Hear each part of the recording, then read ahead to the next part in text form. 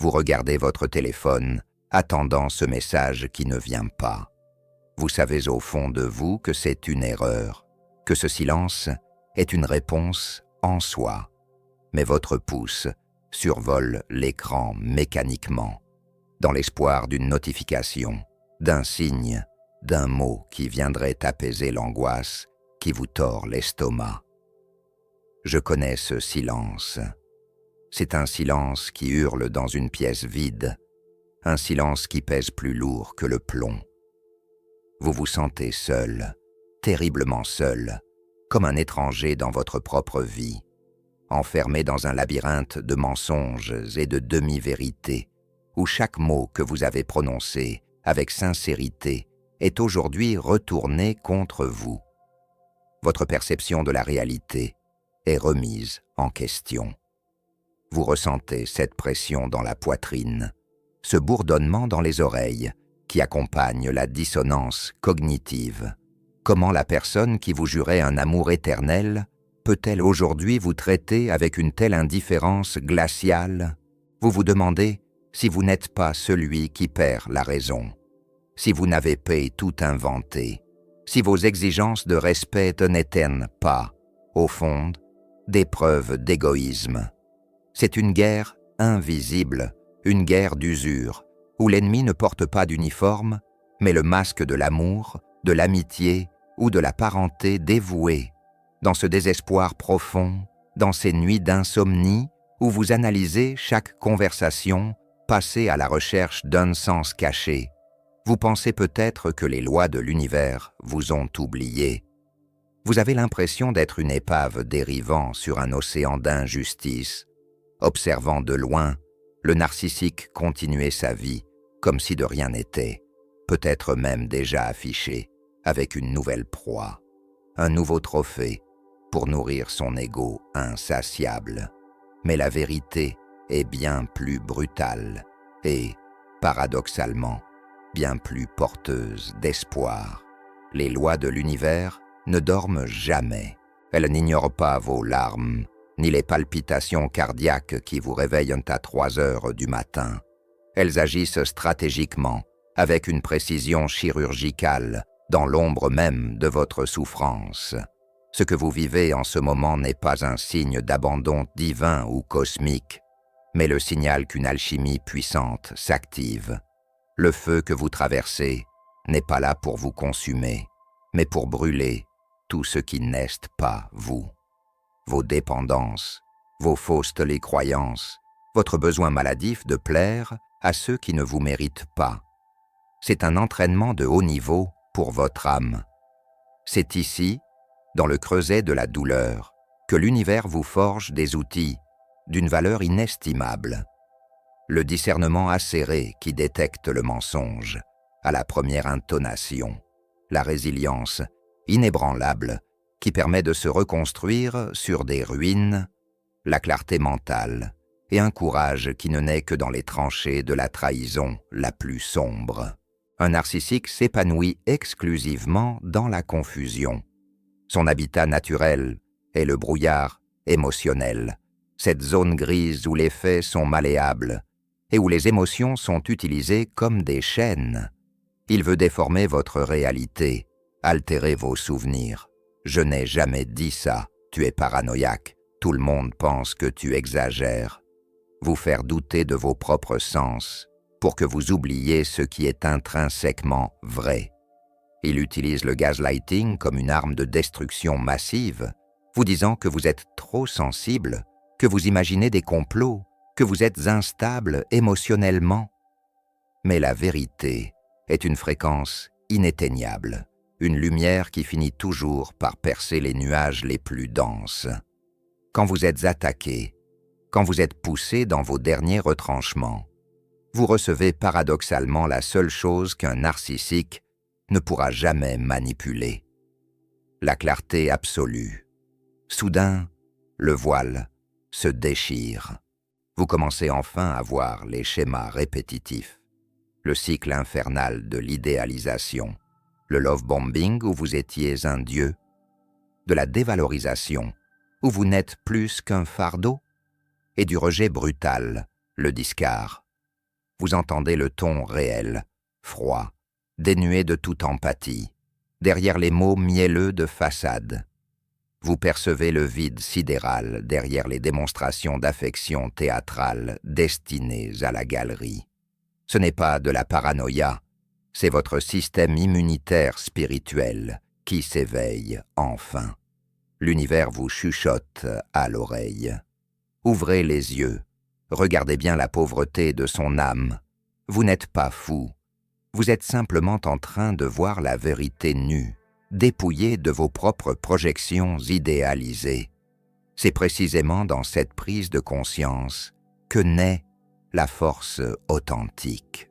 Ce n'est pas la force brute qui cherche à écraser, mais celle qui surgit quand vous comprenez, au plus profond de vos cellules, que vous n'avez plus à jouer un rôle pour plaire, ni à vous plier en quatre pour maintenir une paix factice qui vous détruit de l'intérieur. L'univers, par cette épreuve, arrache violemment les fausses étiquettes que l'on a collées sur votre dos depuis l'enfance ou par la manipulation. Faible, instable, trop sensible, dépendant, sans valeur. La vérité est que vous êtes d'une puissance redoutable pour avoir survécu à un tel traitement sans perdre votre capacité d'aimer. Vous commencez à poser des limites, non par esprit de vengeance ou par dureté de cœur, mais par une sagesse pure. Cette sagesse ne s'apprend pas dans les livres, elle vient du combat, de la boue et de la capacité héroïque à se relever avec un feu nouveau dans le regard, un feu qui dit « Plus jamais je ne laisserai quiconque piétiner mon jardin intérieur. Les lois de l'univers ne vous offrent pas toujours le confort immédiat. » Car le confort est souvent le berceau de la stagnation et de la complaisance dans la toxicité. Elle vous offre la clarté, ce cadeau empoisonné qui guérit. Elle vous enseigne que la véritable paix ne vient pas de l'absence de conflits extérieurs, mais d'une force intérieure invincible qui reste calme au centre du cyclone. Parfois, l'univers vous laisse vivre la trahison la plus noire, celle de ceux en qui vous aviez placé toute votre confiance, pour que vous compreniez enfin, par contraste, à quoi l'amour ne ressemble absolument pas. L'amour n'est pas le contrôle déguisé en protection. L'amour n'est pas la peur de déclencher une colère ou un silence punitif. L'amour n'est pas la honte d'être soi-même. Cette transformation ne se produit pas instantanément par un coup de baguette magique.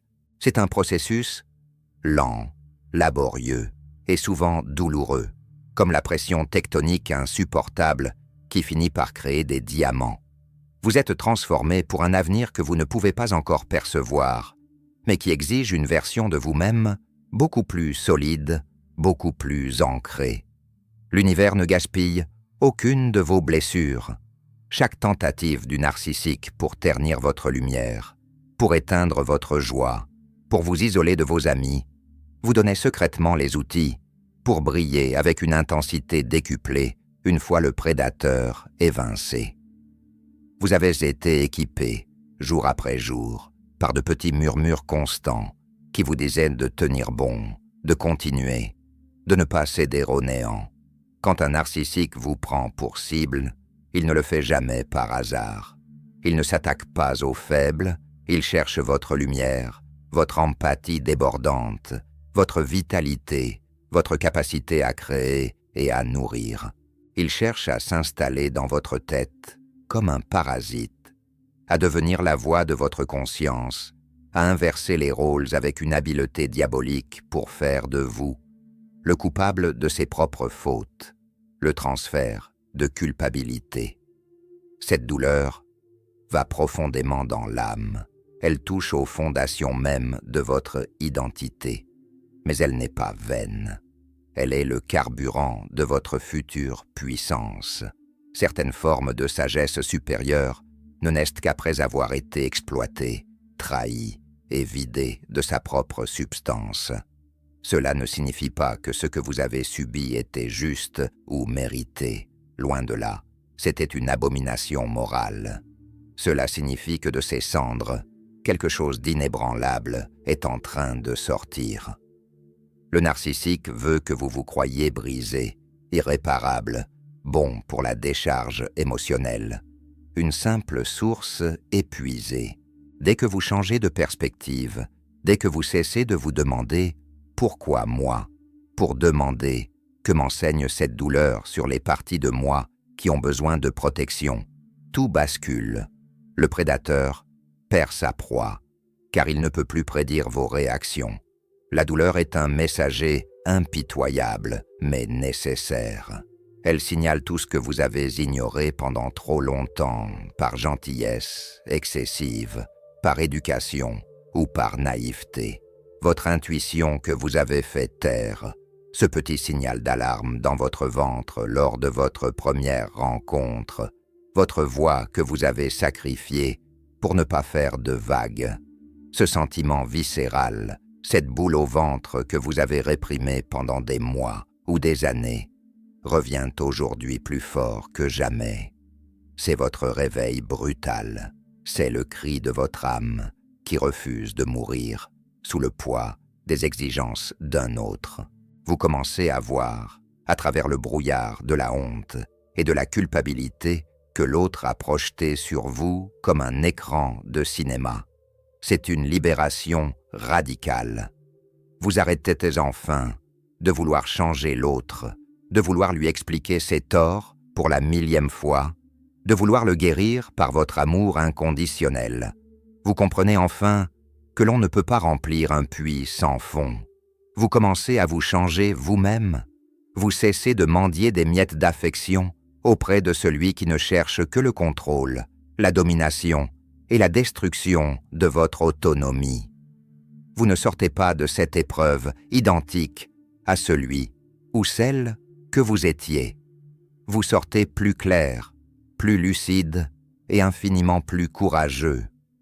Vous connaissez désormais les mécanismes de la manipulation, les jeux d'ombre, les silences punitifs, le silent treatment et les flatteries empoisonnées.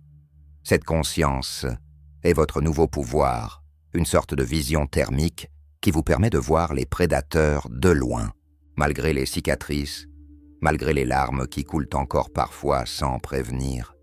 Il reste une détermination nouvelle, celle de ne plus jamais vous abandonner, de ne plus jamais trahir votre propre vérité pour le confort ou la validation d'autrui. Le narcissique n'avait pas prévu votre guérison. Il comptait sur votre effondrement définitif. Il pensait que vous resteriez une source d'énergie inépuisable ou une victime silencieuse et honteuse.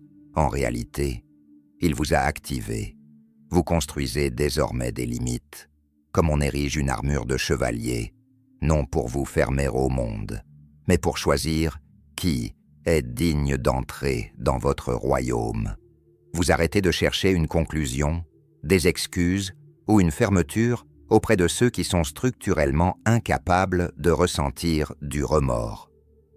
Tout commence souvent par le charme, une phase de love bombing où tout semble trop beau pour être vrai, où les coïncidences s'accumulent, où l'on vous dit tout ce que vous avez toujours voulu entendre.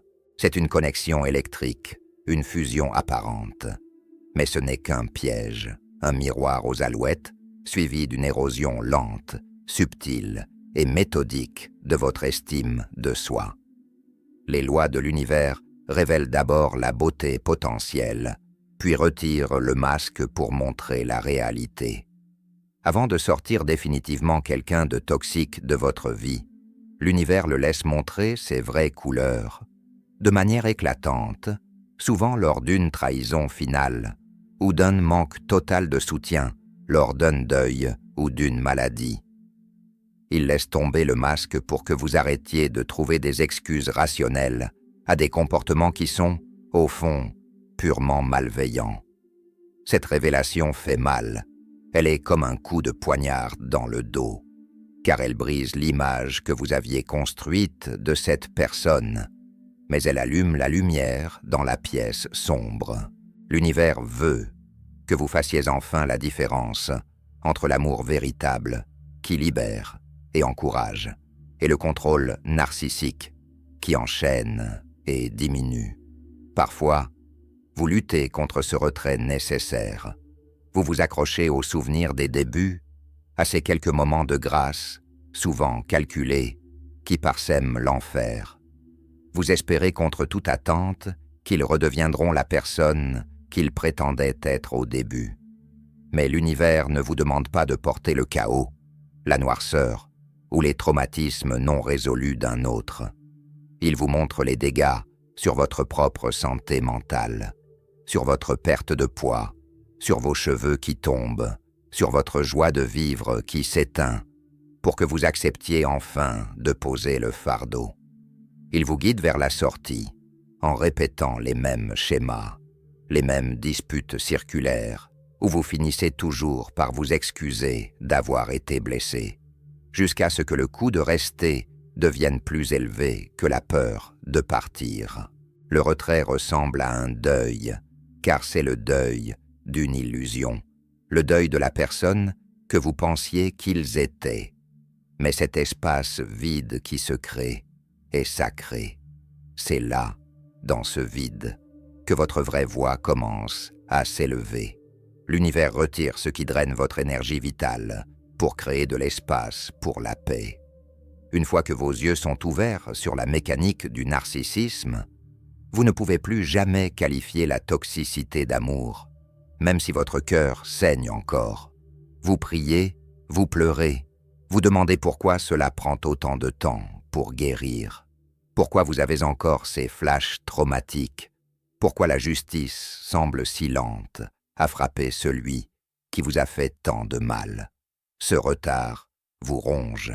Il vous donne l'impression d'être dans une salle d'attente éternelle, pendant que le coupable semble s'en sortir indemne. Mais comprenez ceci, le retard n'est pas un refus de justice. C'est un timing stratégique orchestré par des forces qui voient l'entièreté de l'échiquier. L'alignement est toujours plus puissant que la vitesse.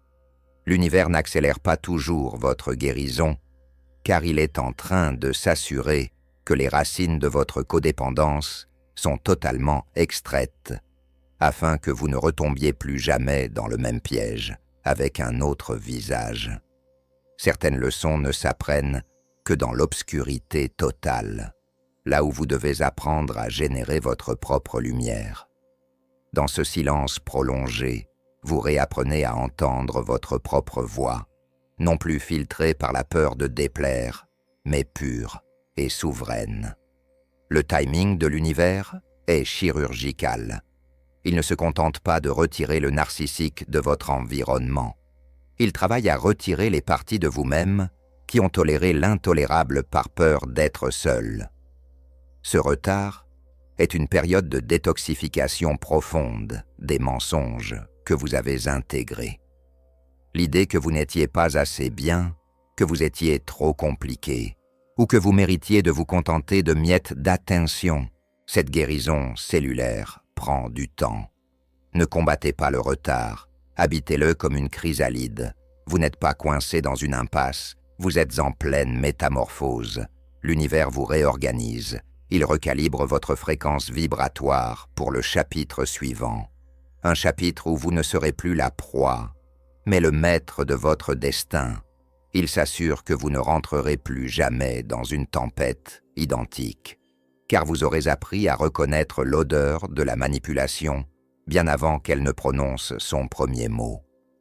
Dans l'orbite d'un narcissique, votre valeur est attaquée, pièce par pièce, jour après jour, par une technique de grignotage psychologique, par des petites remarques désobligeantes sur votre apparence, des critiques déguisées en humour, ou des silences méprisants quand vous partagez un succès.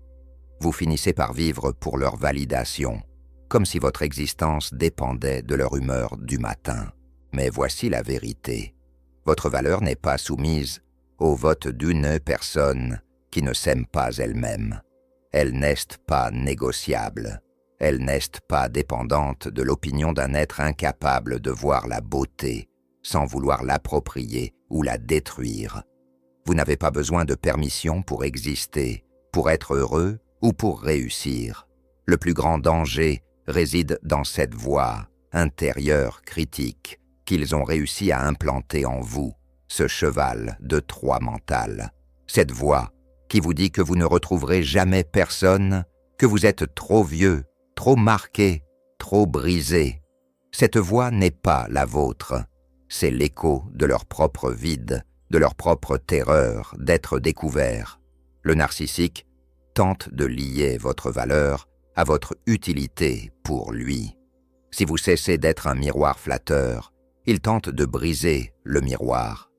C'est sa seule défense contre sa peur viscérale de l'insignifiance.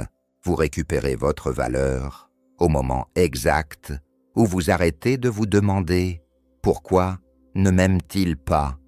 et que vous commencez à vous demander « Comment ai-je pu accepter d'être traité ainsi ?»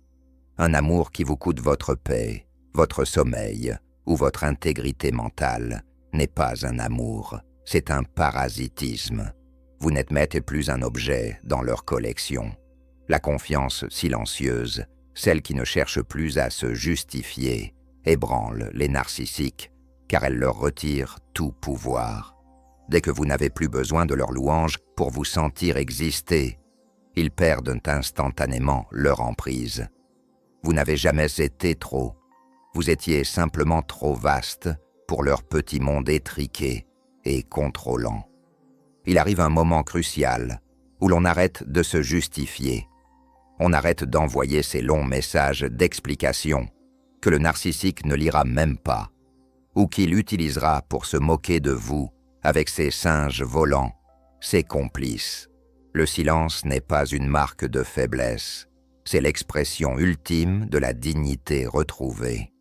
Les narcissiques se nourrissent de votre réaction, peu importe qu'elle soit positive ou négative. Ils veulent du drame, de l'émotion brute, car cela leur donne l'impression d'exister et d'avoir un impact sur le monde. Chaque explication que vous donnez est une munition que vous leur offrez. Le silence récupère votre puissance. C'est décider que votre énergie est trop précieuse pour être jetée dans un trou noir. Il faut une force d'âme incroyable pour ne pas répondre à une calomnie, pour laisser les gens croire à des mensonges sur vous, en sachant que la vérité n'a pas besoin de défenseurs bruyants pour exister. Le silence retire la scène au narcissique. Sans public, son théâtre s'effondre lamentablement.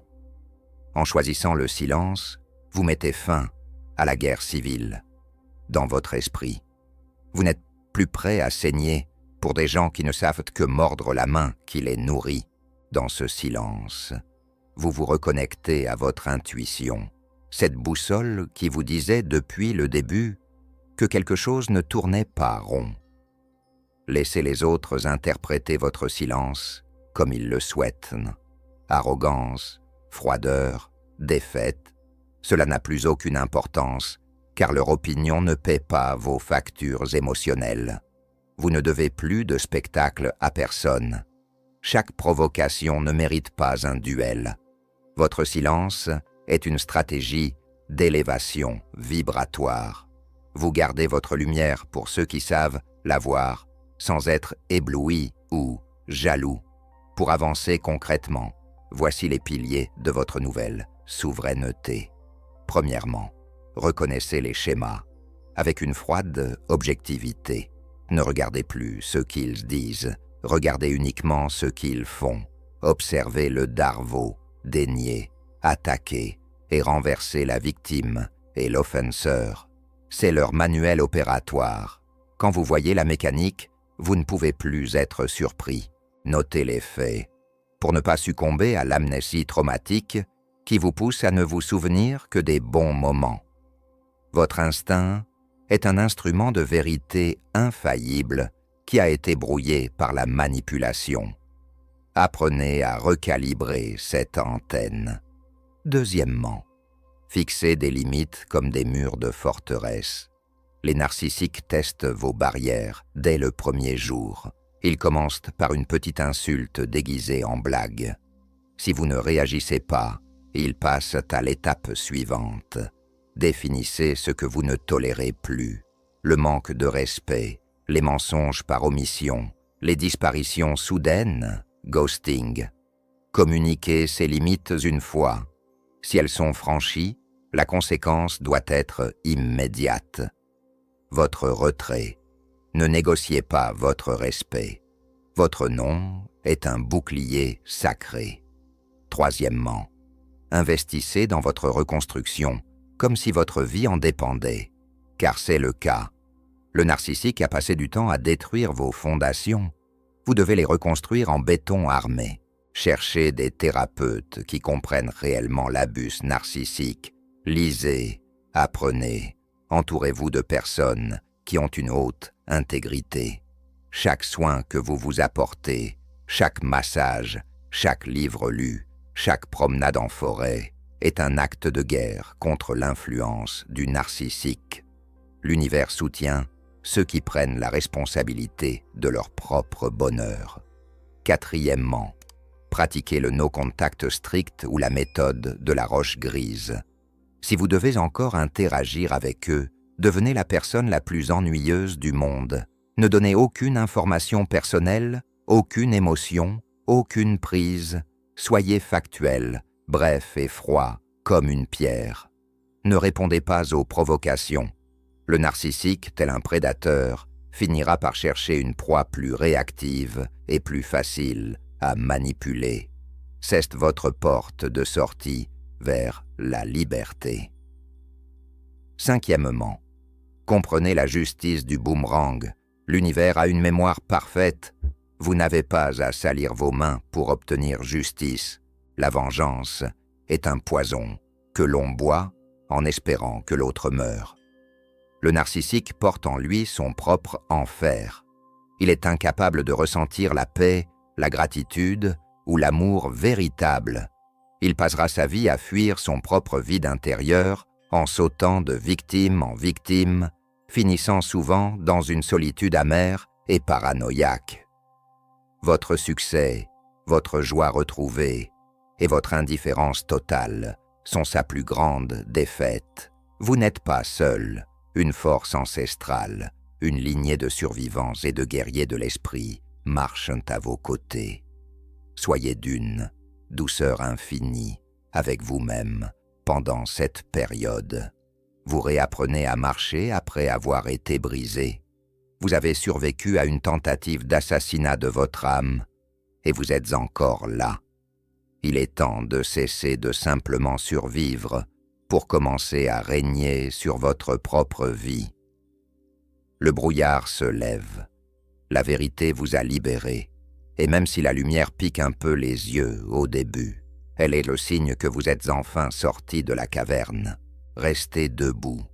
L'univers prépare pour vous des rencontres et des opportunités que la version diminuée de vous-même n'aurait jamais pu attirer.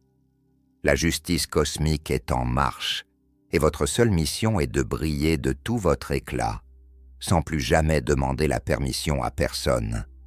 Votre nouvelle vie ne commence pas demain. Elle commence à l'instant même où vous décidez que vous avez assez souffert pour 10 vies. Le reste est déjà en chemin. Vous êtes protégé, vous êtes précieux, et vous êtes enfin libre.